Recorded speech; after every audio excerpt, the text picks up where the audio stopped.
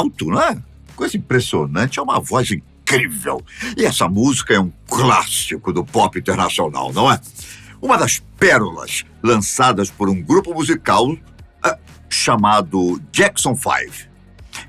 Ele era cantada pelo mais novo integrante do grupo, um garotinho de 9 anos de idade, que veio a se tornar um dos maiores fenômenos da indústria pornográfica no final do século XX. O nome da música é I'll Be There. E esse cantor maravilhoso de voz macia, ninguém menos que Michael Jackson. Os irmãos cresceram sob a rédea firme daquele pai, Joey Jackson, que apesar de não ter tido sucesso como músico, teve como empresário dos filhos, não é? Pois é.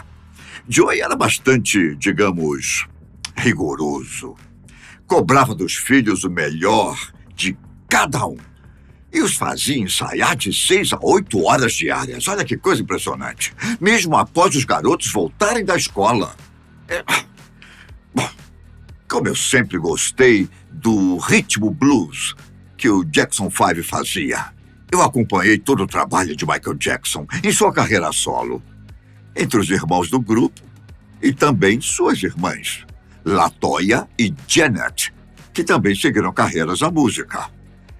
Mas Michael, esse foi o que mais se destacou. Acredito que não só por sua voz, mas a simplicidade, a criatividade em compor e o talento nato que ele possuía como dançarino. Thriller! Ele virou o star da família, claro. Eu não estou desfazendo do talento dos irmãos, claro. Mas Michael Jackson tinha aquele algo a mais que eles não tinham, assim como seu pai não tinha, não é verdade? Que carisma desse menino! Michael brilhava cada vez mais nas rádios, nas boates e danceterias da época, nas festas, nas lojas de discos e mais ainda, no lugar que ele mais gostava de estar, nos palcos. Alguém aí teve o prazer de ver um show do Michael Jackson? Era uma coisa impressionante. Bom, ele era por si só o seu próprio show. Ele apresentou ao mundo a dança do robô. Inaugurou a era do breakdance, que é a dança de rua, na qual os membros os dançarinos parece que vão se quebrar todos, dadas aquelas acrobacias, giros, saltos que dão. E quem não se lembra do famoso passo chamado Moonwalker, ou Andarilho da Lua, em que o dançarino se move para trás enquanto parece caminhar para frente? Nossa, eu tentei tanto fazer isso, quase quebrei minha perna. Bom, isso é apenas um nada da capacidade de Michael Jackson. Era um artista maravilhoso. Bom, apesar de todo o talento que ele tinha, nem sempre era Michael quem compunha suas músicas, você sabia disso? Para começar, ele não tinha intimidade com instrumentos musicais, tampouco com teorias musicais, você sabe. Partituras, notas, símbolos.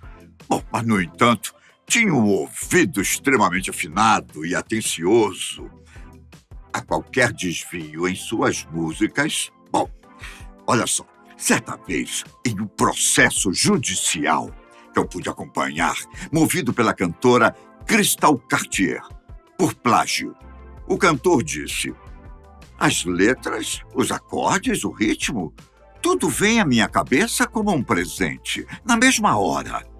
Eu canto com o gravador e escolho a melodia de acordo com as letras que produzo.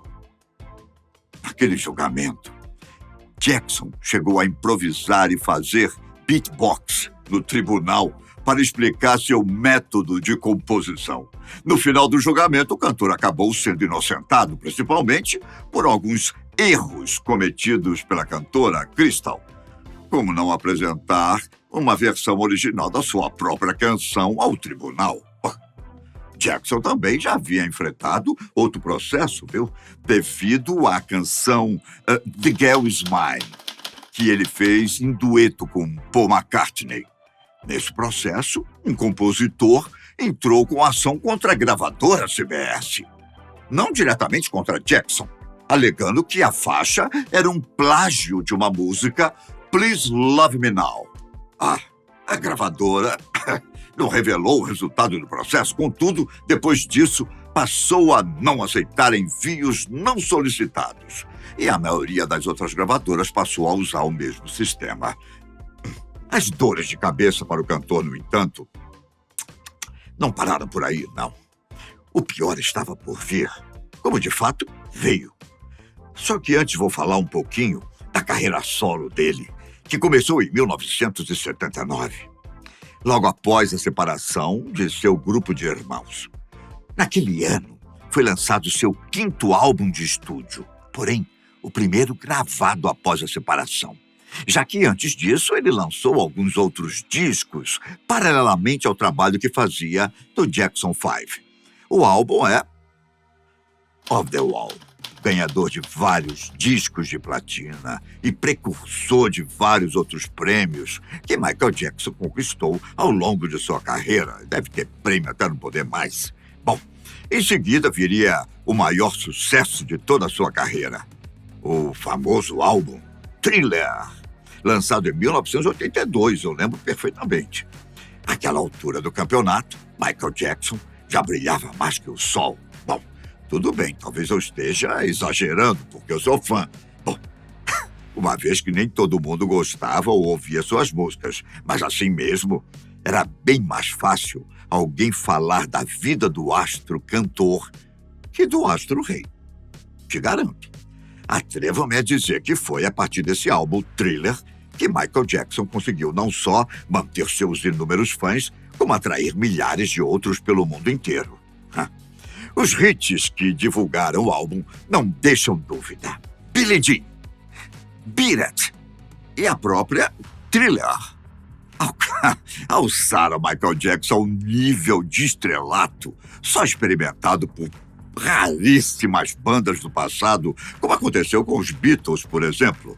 Aliás, é bem provável que em alguns países essas músicas tenham tocado nas rádios mais vezes do que as músicas do Quarteto de Liverpool.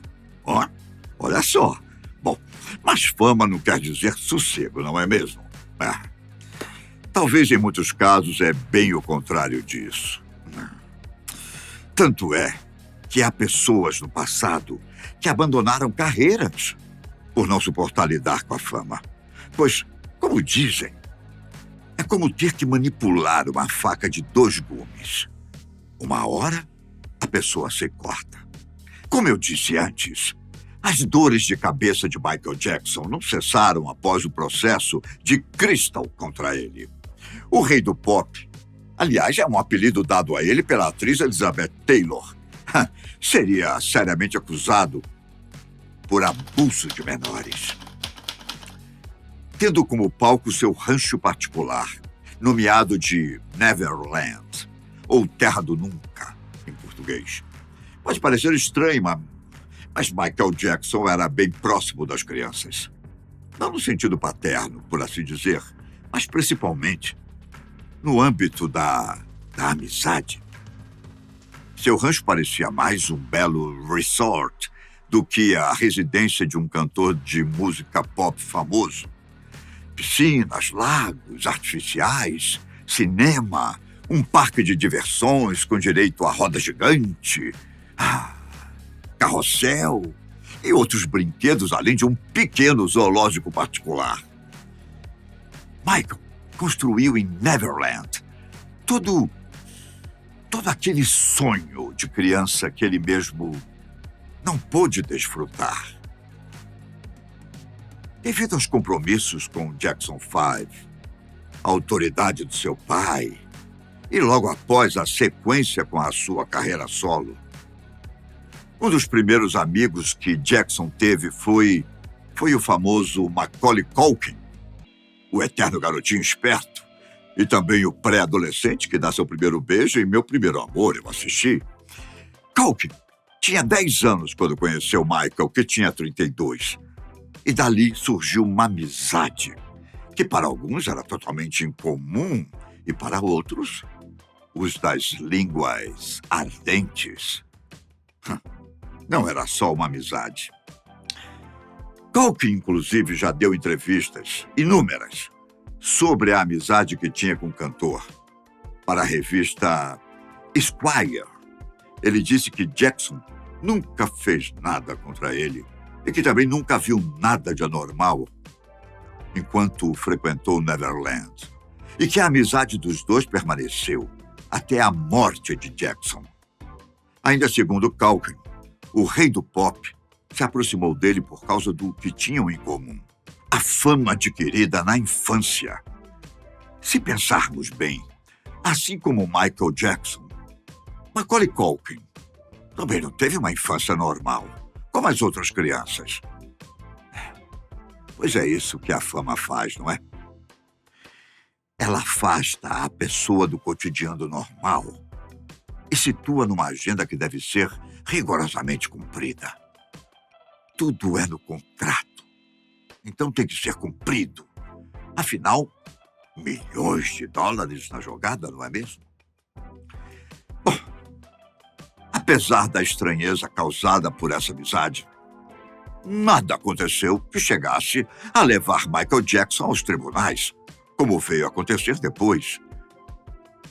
Em 1993, após Michael conhecer um adolescente de 13 anos de nome Jordan Chandler, o pai do garoto, um homem chamado Ivan Chandler, que era um dentista que se autoproclamava roteirista, acusou o cantor de ter abusado sexualmente do seu filho. Era comum ver fotos nas revistas em que Jordan, o menino, estava junto com Michael em algum evento, geralmente vestido de forma semelhante ao cantor. A desconfiança partiu de Ivan, que não gostou de saber que seus 2 filhos haviam dormido no mesmo quarto de hotel com Jackson. Na época, o astro era premiado em Mônaco em 1993. Será que ele sentiu ciúmes dos filhos? Muita coisa pode acontecer com a cabeça do ser humano, não é? Bom, depois das acusações, a mídia não perdeu tempo. Antes que a verdade pudesse aparecer, jornais e televisões de praticamente todo o planeta tinham como uma das principais manchetes: Michael Jackson é acusado de abuso contra menor. Eu lembro-me dessas manchetes e o quanto elas mexeram com as pessoas, especialmente com os fãs do cantor. Por meio de seus advogados, Michael Jackson enfrentou um exército de associações de pais que proibiram seus filhos de ouvirem até as músicas do cantor. Enfrentou a mídia, que passou a seguir todos os seus passos. O resultado deste processo te conto daqui a pouco, e você vai se surpreender com ele.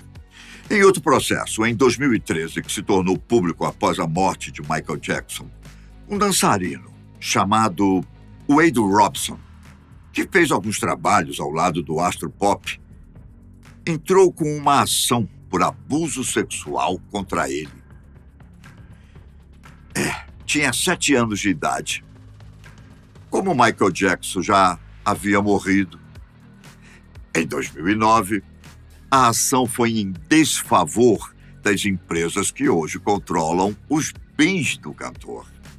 O Wade, no entanto, claro, perdeu a ação e ainda foi obrigado a pagar as custas processuais da outra parte.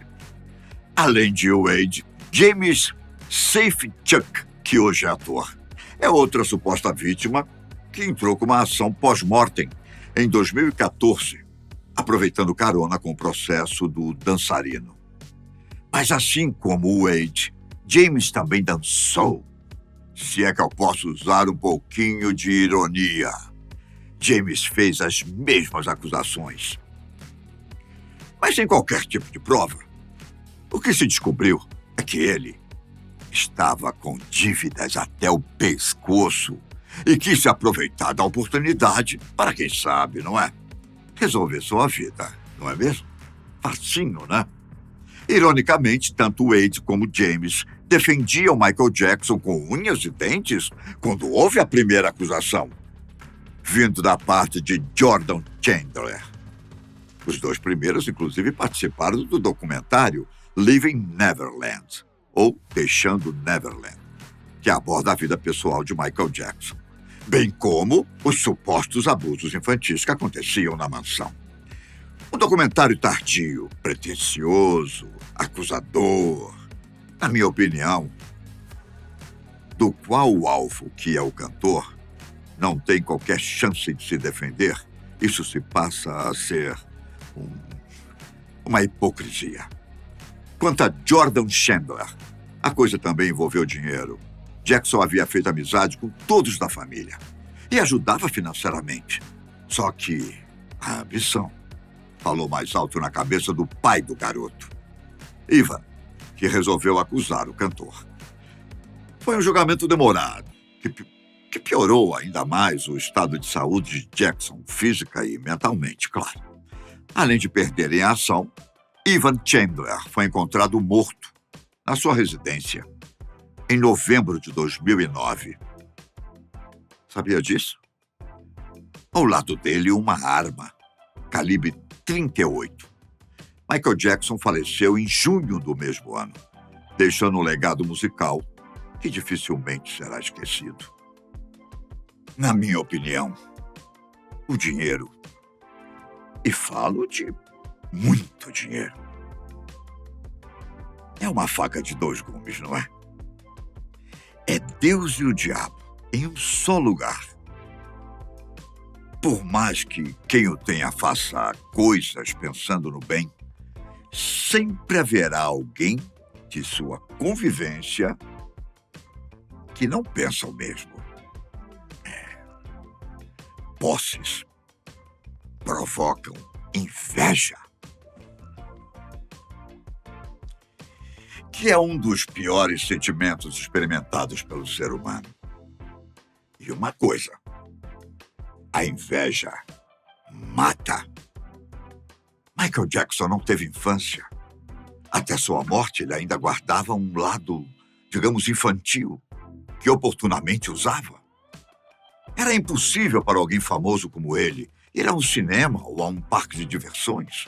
Então, por que não construir seu próprio mundo e compartilhá-lo com seus pequenos amigos? Michael Jackson foi mal interpretado.